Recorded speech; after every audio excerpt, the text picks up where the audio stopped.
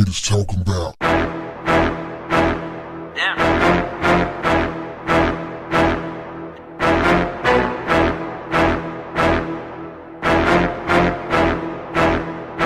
What's up, family? Demented, depraved, deranged. All three words can be used to describe the horrible acts committed against two women in the Pacific Northwest in 1988. The same three words can be used to describe who did it. Paul Jackson and Vance Roberts share the same mother, and police say these blood brothers also share the same criminal drive. Just as the two animals were about to pay for their crimes, they disappeared. Take a look at these sketches of two women. They were kidnapped, chained like animals, choked, tortured, repeatedly raped, and possibly even murdered.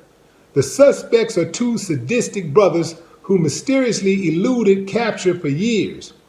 Vance Roberts and Paul Jackson together cruised the streets of Portland, Oregon, preying on young women, overpowering them, chaining them to the bed of their truck, and holding them captive in their twisted playhouse of perversion. Inside of their house, detectives found evidence of bondage magazines, a manual on how to kill, and handwritten notes on other women they were stalking.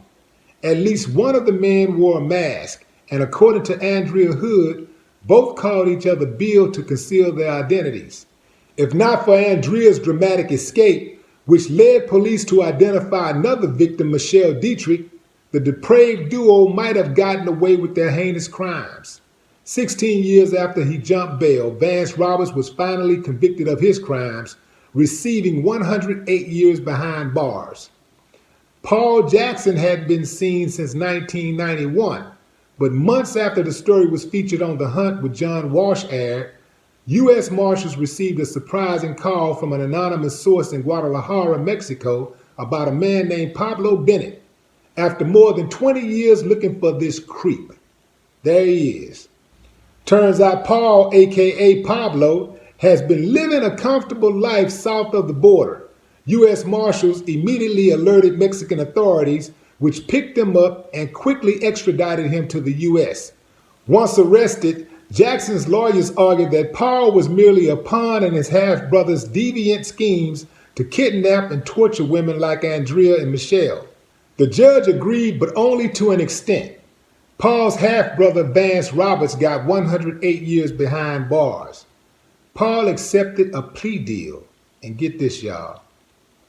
After 24 years on the run, he received an 18-year sentence. 18 years, y'all, for being a serial killer. Not bad.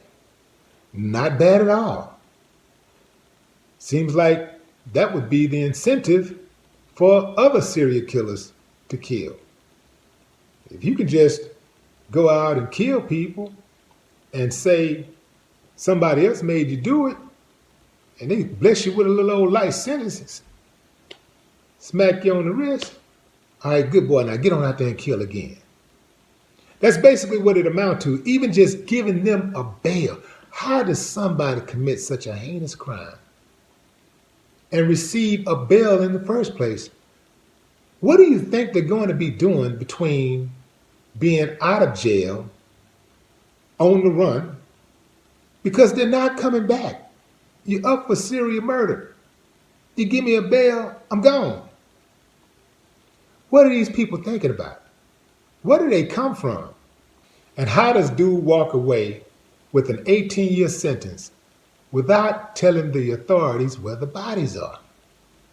They should have been tortured until they revealed where those bodies were, just to give the family some closure.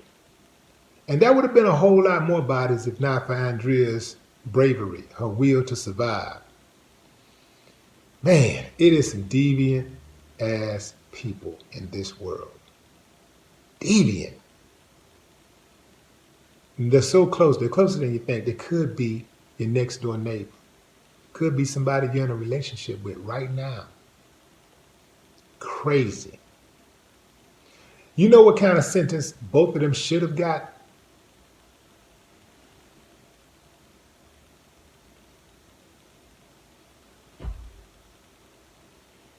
No more talk. What them haters talking about?